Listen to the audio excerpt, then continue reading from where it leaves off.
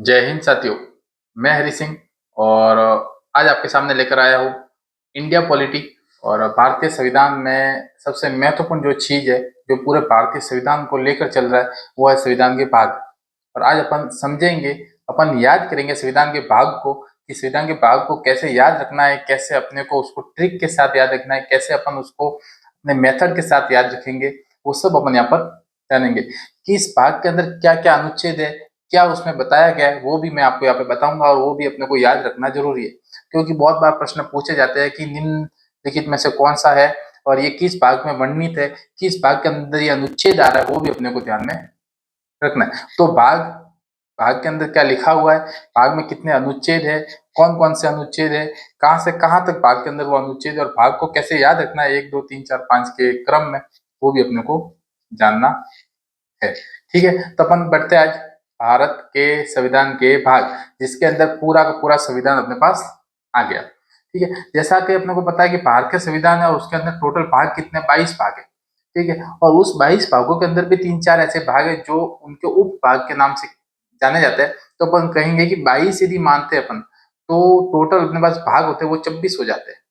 ठीक है, परंतु अपन को ध्यान रखना है कि 7वां भाग है, जो भाग 7 है, जो ख श्रेणी के राज्यों के लिए था, उसको निरस्त कर दिया था 7वें संविधान संशोधन के अंदर। तो उसको निरस्त करने के बाद में अपने पास भाग कितने बचे, 21। परंतु ध्यान रखना कि उस 7 वाले भाग को अपने को याद रखना है कि कौन सा भाग है जो निरस्त किया गया, तो वो भाग 7 है। तो यदि 21 मानेंगे, वर्तमान में कुल कितने हैं, 21 भाग है, तो अपन कहेंगे 25 भाग है, जो इनके उप भागों को भी अपने को याद रखकर बताने हैं।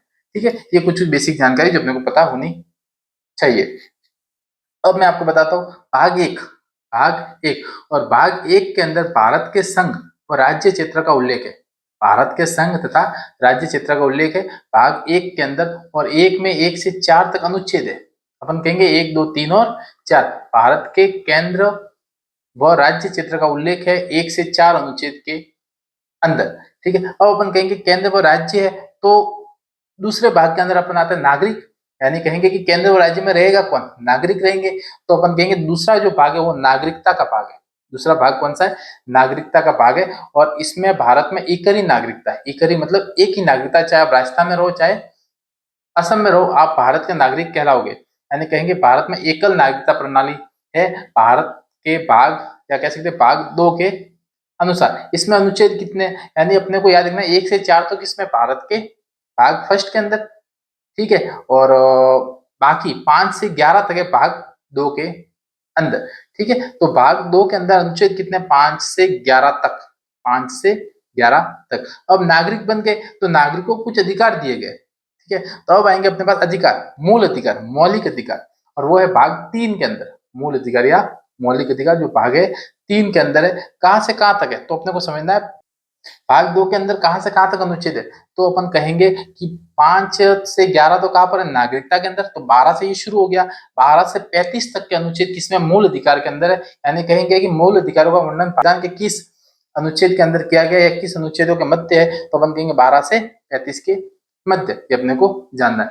अब कहेंगे मूल अधिकार की नीति क्या होगी, मूल अधिकार या मौलिक अधिकार की नीति क्या होगी। तो चौथी जो भाग है, ये चौथा जो भाग है, उसमें नीति निर्देशक तत्व है। नीति निर्देशक तत्व है। नीति निर्देशक तत्व के बारे में मैंने पूरा अलग से एक वीडियो अपलोड किया है, और मुश्किल से 10 से 12 मिनट का वीडियो है, आप जरूर जाकर देखें। उसमें नीति निर्देशक तत्वों को कैसे याद रखना है वो मैंने यहाँ पर बताया। अनुच्छेद कहाँ से कहाँ तक है वो अपने को याद रखना है, 36 से 51 तक, 51 तक नीति निर्देशक तत्व जो आयरलैंड से लिए गए थे। और नीति निर्देशक तत्वों के अंदर जो अनुच्छेद है 36 से 51, और ये 36 से 51 पूरा का पूरा मैंने याद उसमें करवाने की कोशिश की, और मुझे जहां तक लगता है कि हर किसी को वो याद हो जाएगा। ठीक है, तो नीति निर्देशक तत्व कितना हो गया, आर्टिकल 36 से 51 तक। ठीक है, इसी के अंदर भाग 4 के अंदर भाग 4 क और है, जो मैंने बताया था अभी। 21 के अलावा 25 26 अपन बोलते हैं, वो का है, तो वो ये है ना। तो मौलिक कर्तव्य, वापस बोलता हूँ, भाग 4 के अंदर भाग 4 क है, और वो क्या है, मौलिक कर्तव्य। अनुच्छेद 51 तक तो नीति निर्देशक तत्व आ गए। इसी के अंदर 51 क है, जिसको मूल कर्तव्य या मौलिक कर्तव्य का अनुच्छेद कहा जाता है, जिसके अंदर 42वें संविधान संशोधन 1976 के द्वारा जोड़ा गया था।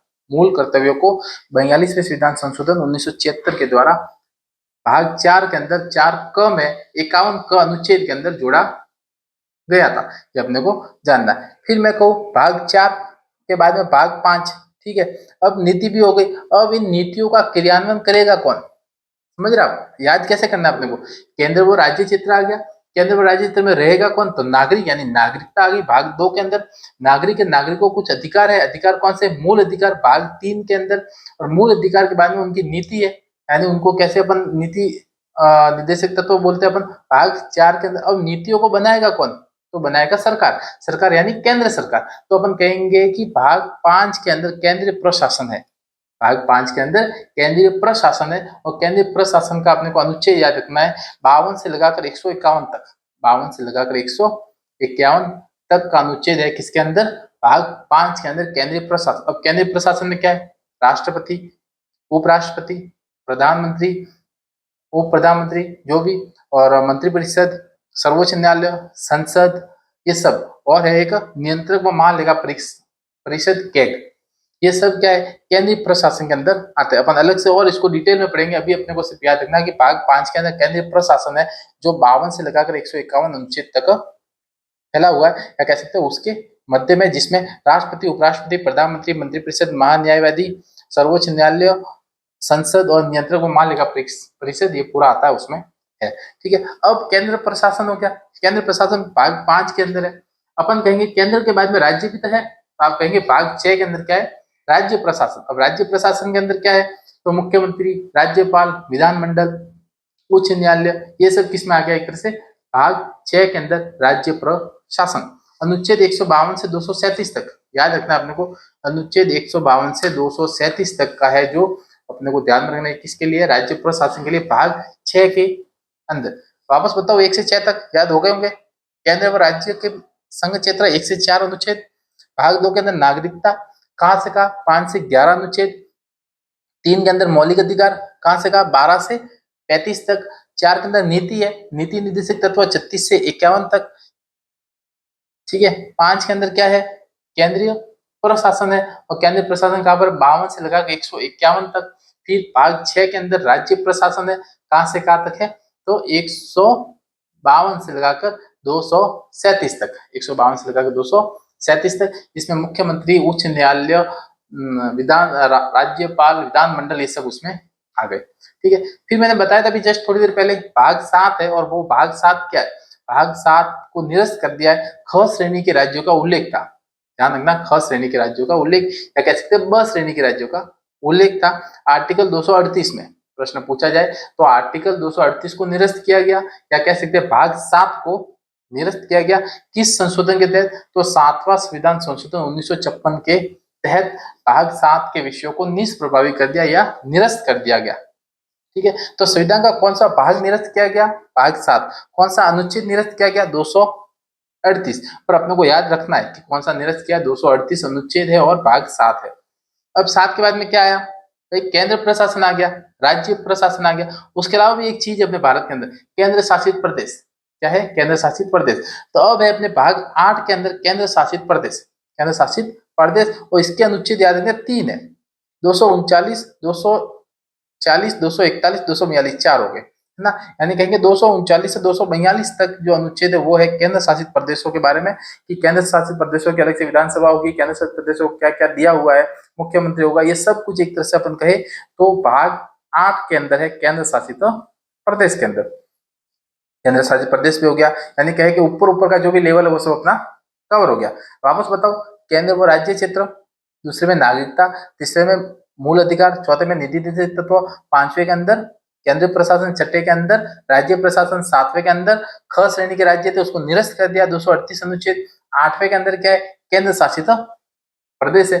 अब केंद्र शासित प्रदेश पे हो गया, अब अपन जो जहाँ रह रहे हैं, गाँवों में रह रहे हैं, नगरों में रह रहे हैं, वो क्या है, पंचायती राज। तो अपन कहेंगे भाग 9 के अंदर है पंचायती राज अधिनियम, ठीक है, भाग 9 के अंदर पंचायती राज अधिनियम, इसमें जो अनुच्छेद है वो अपने को याद रखना 243, 243, और जितने भी 395 अनुच्छेद है उन सब में सबसे बड़ा अनुच्छेद है 243 का, जो पंचायती राज से संबंधित है, जो अपने को याद रखना है। तो पंचायती राज के अंदर भी क्या क्या है, तो अपन कहेंगे कि 9 क है, और 9 क का अर्थ है नगर पालिका से, जो 74वें संविधान संशोधन द्वारा जोड़ा गया था 1994 में। और भाग 9 है, वो पंचायती राज से है, यानी कहे कि पंचायतों से, ग्राम पंचायत से संबंधित है, और वो 73वें संविधान संशोधन के द्वारा जोड़ा गया 1993 के अंदर। ठीक है, ये अपने को दोनों चीजें याद रखनी है। भाग 9 73वां संविधान संशोधन, भाग 9 क है जो 74वां संविधान संशोधन 1994 के द्वारा जोड़ा गया, और 9 है उसको 13वें संविधान संशोधन के द्वारा जोड़ा गया। ठीक है, अब कहते हैं 9 का संबंध किससे, तो ध्यान रखना नगर पालिका से, नगरीय निकाय से, जो 74वें संविधान संशोधन 1994 के अंदर जोड़े गए। इसके बाद में एक और जोड़ा गया 9 ख और 9 ख जोड़ा गया सहकारिता आयोग, क्या कह सकते हैं, सहकारिता के क्षेत्र का वर्णन किया इसके अंदर 9 ख के अंदर। और ये कहां से कहां तक है, ये अपने को ध्यान में रखना है, 243 ZH से ZT, 243 के अंदर ही है, तो कहेंगे 243 के उपभाग बहुत सारे, 243 ZH से ZT, 243 ZH से ZT। अपन कहीं 9 क कहां पर है, तो वापस बताओ 9 क 243 P से 243 ZG तक है, 243 P से 243 ZG तक है, और पहला संविधान कहां तक है, 243। तो ये अपने को ध्यान में रखना है, 9 क है नगर पालिका से, 243 P से 243 ZG तक है, और ये संबंध नगर पालिका से संबंधित 74 संविधान संशोधन 1994। ठीक है, 9 ख का है ना, तो अपने को ध्यान रखना है 97वां संविधान संशोधन जोड़ा गया था 2011 के तहत, 97वां संविधान संशोधन किया गया था 2011 में, उसके तहत 9 ख के अंदर सहकारिता को जोड़ा। सहकारिता का है क्या, तो अपने को ध्यान रखना 243 ZH से ZT, 243 ZH से ZT तक अपने को सहकारिता को याद रखना है। अब सहकारिता हो गई, अब क्या है, तो इसके बाद में कहा है कि भाई यहाँ पर जो लोग होंगे उसमें कुछ लोग ऐसे जो गरीब है, SC ST अनुसूचित जनजाति और जाति वाले, उनके लिए कुछ प्रावधान किए गए। तो अपन कहेंगे भाग 10 है जो SC व ST से संबंधित है, भाग 10 है जो SC व ST से संबंधित है, जिसमें 244 नाम का एक संविधान है, 244 संविधान है जो SC ST से संबंधित है। सीधा साधा प्रश्न पूछा गया है ना कि संविधान का कौन सा अनुच्छेद है जो SC ST से संबंधित है या ST SC के विकास से संबंधित है, 244, जो किसमें भाग 10 के अंदर है, भाग 10 के अंदर है। ठीक है, अपन आगे देखते हैं कि भाग 11 केंद्र व राज्य का संबंध। अब अपन कह रहे हैं कि केंद्र व राज्य के बीच में क्या क्या संबंध होंगे, वो भाग 11 के अंदर है। केंद्र एक, राज्य एक, एक और एक 11, ऐसे अपन याद रख सकते हैं, केंद्र एक, राज्य एक, एक और एक 11 है, यानी भाग 11 के अंदर केंद्र व राज्य के बीच में संबंध है 245 से 263 के मध्य, 245 से 263 के मध्य। भाग 12 के अंदर वित्त संपत्ति और संविदा है। अब कह रहे हैं कि केंद्र व राज्य के संबंध है, उसमें कुछ तो संपत्ति का आदान प्रदान होगा, तो अपन कहेंगे कि भाग 12 है जो वित्त संपत्ति व संविदा के तहत अपन उसको मानते हैं। 264 से 300 संविधान है, ध्यान रखना 264 से 300 संविधान तक वित्त संपत्ति और संविदा का उल्लेख किया गया है। तो अपन तीनों को एक साथ याद रख सकते हैं, 9 तक तो हो गए, 10 SC ST, 11 केंद्र व राज्य, 12 कौन सा है, वित्त संपत्ति और संविदा। ठीक है, वित्त संपत्ति और संविदा, ऐसा अपन याद रख सकते हैं। ST SC SC ST केंद्र व राज्य का संबंध, वित्त संपत्ति और संविदा, 10 11 और 12, 10 11 और 12 SC ST केंद्र व राज्य का संबंध, वित्त संपत्ति और संविदा, ये हो गया। अब हो गया 13 अपने पास, भाग 13, और भाग 13 के अंदर 3 चीजें याद रखनी है, 13 में 3 और 3 चीजें याद रखनी है, व्यापार वाणिज्य और समागम, व्यापार वाणिज्य और समागम, 3 चीजें अपने को 13 के अंदर याद रखनी है, व्यापार वाणिज्य और समागम। ठीक है, तो भाग 13 तक अपने पास कंप्लीट हो गया। भाग 13 है व्यापार वाणिज्य और समागम, और इसमें अनुच्छेद याद रखना 301 से 307 तक, 301 से 307 तक। देखो भाग 9 के अंदर कौन सा है, 243, भाग 10 के अंदर 244, भाग 11 के अंदर 245 से 263 तक, 245 से 263 तक, भाग 12 के अंदर 264 से 300 तक, 264 से 300 तक, और भाग 13 के अंदर व्यापार वाणिज्य और समागम 200, यानी 301 से 307 तक, 301 से 307 तक, ये अपने को याद ना भाग 13। ठीक है, तो क्या पढ़ा अपन ने, भाग 10 SC ST, भाग 11 केंद्र व राज्य के बीच में संबंध, भाग 12 है वित्त संपत्ति व संविदा, 300 तक संविधान, 263 से 300 अनुच्छेद तक वित्त संपत्ति व संविदा है, और 301 से 307 तक क्या है, भाग 13, 13 में 3 है, यानी कि 3 नाम याद रखने, वाणिज्य व्यापार और समागम, 301 से 307 तक, ये था अपने पास भाग 13 तक। अब अपने को याद रखना भाग 14, भाग 14, भाग 14 क्या है कि भाई व्यापार वाणिज्य समागम तो है, अब इनकी सेवाएं कौन कौन लेगा, तो ध्यान रखना संघ व राज्य की सेवाएं, संघ व राज्य की सेवाएं है भाग 14 के अंदर 308 से 323 अनुच्छेद याद रखना 308 से 323 तक है संघ व राज्य की सेवाएं। और इसी भाग 14 के अंदर 14 को और ऐड किया गया 42 संविधान संशोधन के द्वारा 1976 के द्वारा। भाग 14 क 42वां संविधान संशोधन 1976 के द्वारा जोड़ा गया। 42वां संविधान संशोधन 1976 के द्वारा जोड़ा गया है। क्या अधिकरण क्या है? अधिकरण है 323 ए से 323 बी तक इसका अधिकरण का एक तरह से अपन कहे कि अनुच्छेद है 323 ए और 323 बी। 14 क भाग 14 क है जिसके अंदर 323 ए और 323 बी है अधिकरण से संबंधित है। 42वां संविधान संशोधन 1976 के द्वारा जुड़ा गया। अब कहे संघ और राज्य की सेवाएं है भाग 14 के अंदर वो कहां से कहां तक है? 308 से 323 तक। ठीक है। भाग 15, अब भाग 15 है निर्वाचन। निर्वाचन का उल्लेख करना है। पहले सेवा देंगे, सेवा क्यों देंगे? पहले निर्वाचन होगा उनका, फिर सेवा देंगे वो। यानी कहेंगे कि पहले सेवाओं का उल्लेख है, संघ और राज्य की सेवाएं है, फिर अपन कहेंगे भाग 15 है। भाग 15 के अंदर क्या? निर्वाचन है। निर्वाचन का उल्लेख है जिसमें अपन कहे 324 से 329।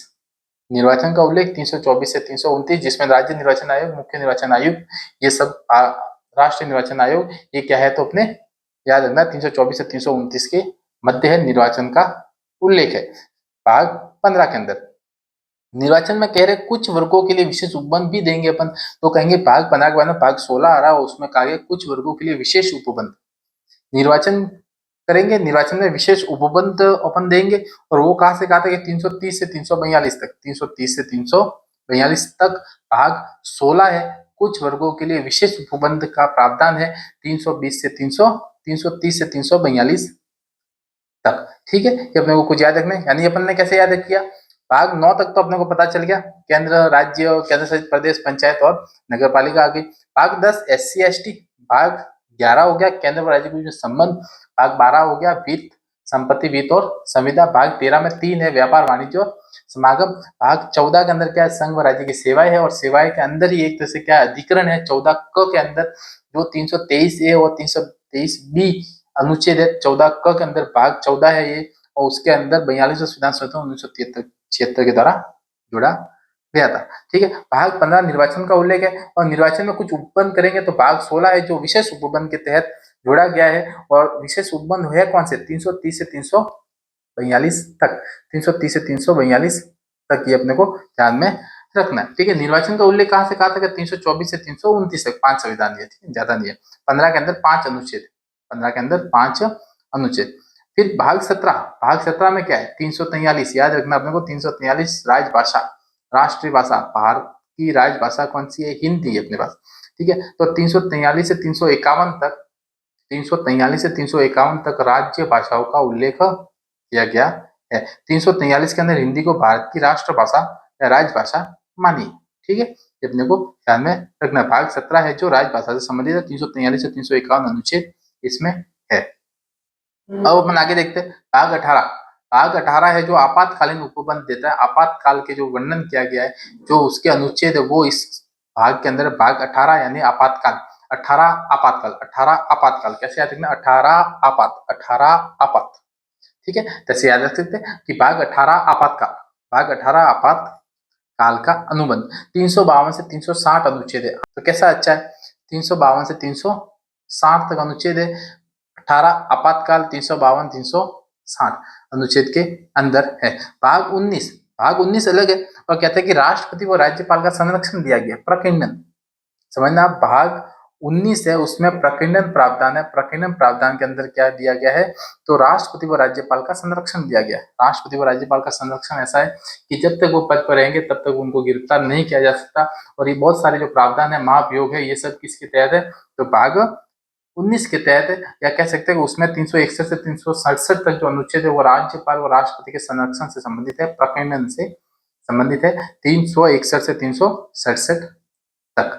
ठीक है। फिर अपन देखते हैं भाग 20, और भाग 20 भी खास है और भाग 20 के अंदर संविधान संशोधन की प्रक्रिया दी गई है। संविधान के अंदर कोई भी संशोधन करना है वो भाग 20 के तहत किया जाएगा।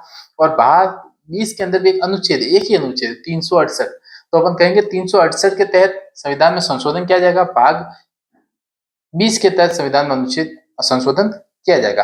ठीक है। तो भाग 20 है, संविधान के संशोधन की प्रक्रिया बताई गई, कैसे संविधान संशोधन होगा, और ये पूरा अनुच्छेद कौन सा 368 नाम का अनुच्छेद है।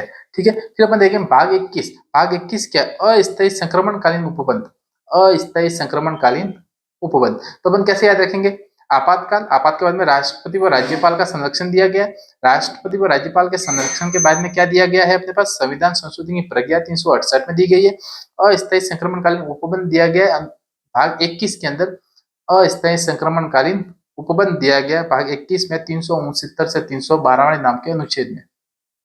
369 से 312 के अनुच्छेद में, 392 के अनुच्छेद में संक्रमणकालीन उपबंध बताया गया भाग 21 के अंदर। और भाग 22 में बोला गया संक्षिप्त परिचय, संविधान का संक्षिप्त परिचय 393 से 395 तक। पूरा जो ये सार है उसका सार दिया गया 393 से 395 तक भाग 22 के अंदर, संविधान का संक्षिप्त परिचय। ठीक है। तो ये थे अपने पास भाग 22, जिसमें से भाग 7 को अपन हटाए तो टोटल भी वर्तमान में 21 भाग है। तो यदि संविधान में उल्लेखित भाग बोले तो भाग 22 है।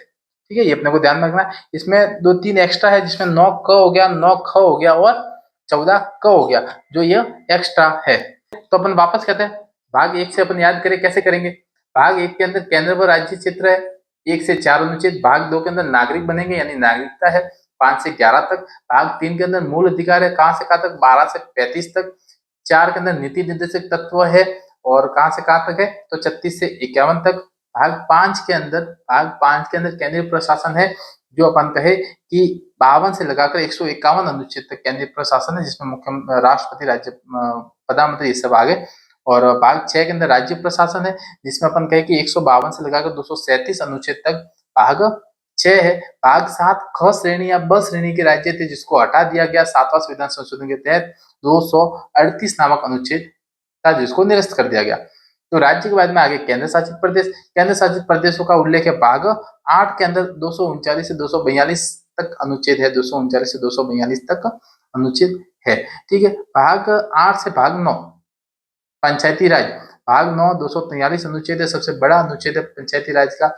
इस अनुच्छेद को महात्मा गांधी का अनुच्छेद भी कहा जाता है, अपने को ध्यान में रखना है। इस भाग को महात्मा गांधी का अनुच्छेद कहा जाता है, ये भी हो सकता है ना। तो भाग 9 है। और 73वां संविधान संशोधन 1993 के द्वारा भाग 9 जोड़ा गया। और ठीक इसके एक साल बाद 74वां संविधान संशोधन 1994 में भाग 9 क जोड़ा गया, जो नगर पालिका से संबंधित है। नगर पालिका का जो अनुच्छेद है वो कौन सा है? 9 क।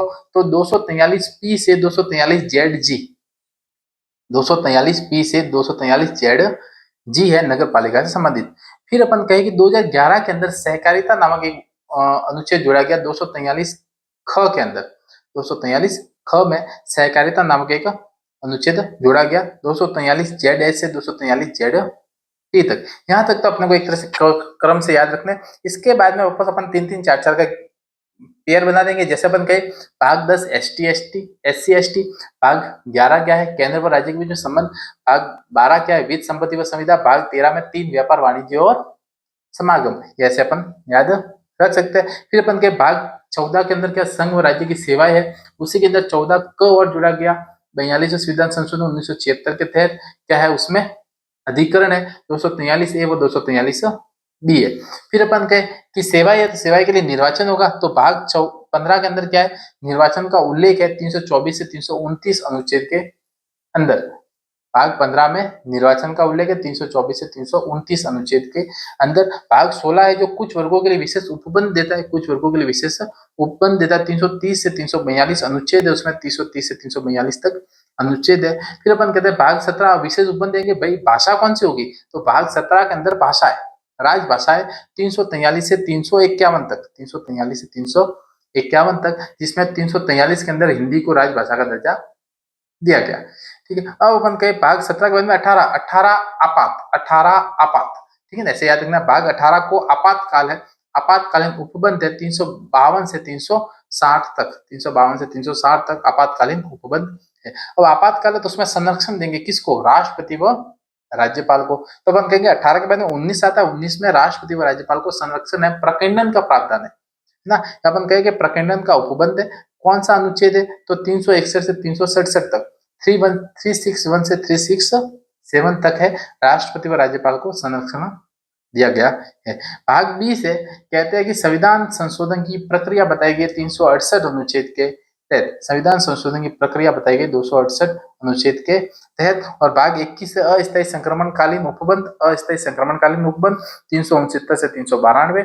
और लास्ट में है भाग 22 है जो संविधान का संक्षिप्त परिचय देता है 393 से 395 तक। ये था अपने पास संविधान के 22 भाग। आशा करता हूँ मैंने आपको याद करवाने के लिए कोशिश की है और आपको याद होंगे। वैसे याद नहीं, एक तरह समझ भी विकसित हो जाए इसके प्रति कि अच्छा ये इसमें है, ऐसे अपन याद रख सकते हैं, ऐसे ऐसे अनुच्छेद है, तो भी आपके लिए बहुत फायदेमंद होगा। एक बार इसको आप देखें, इस वीडियो को पूरा देखें, फिर इससे संबंधित आप प्रश्नों को करें। मैं दावे के साथ कह सकता हूँ एक भी प्रश्न इससे बाहर आपका नहीं गया है और न जाएगा। ठीक है, क्योंकि इसके बाद में अनुच्छेद है, उस अनुच्छेद में से प्रश्न पूछे जा सकते हैं। मान लीजिए कि 130वां अनुच्छेद किस भाग के अंदर है, तो अपने को ध्यान रखना कि 51 से 152 से 151 तक केंद्रीय प्रशासन है, यानी केंद्रीय प्रशासन है। फिर उसके अंदर कौन सा है, तो वो फिर अपन अलग अलग पढ़ेंगे, तब अपने को जाके समझ में आएगा। एक ऊपर से रूपरेखा है अपने पूरे संविधान की, वो संविधान के भाग है। ठीक है, चलिए मिलते हैं नेक्स्ट अपन किसी एक और नए टॉपिक के साथ। तब तक आप संविधान के भाग को याद कर लीजिए और परीक्षा में अपना सर्वश्रेष्ठ दीजिए। जय हिंद।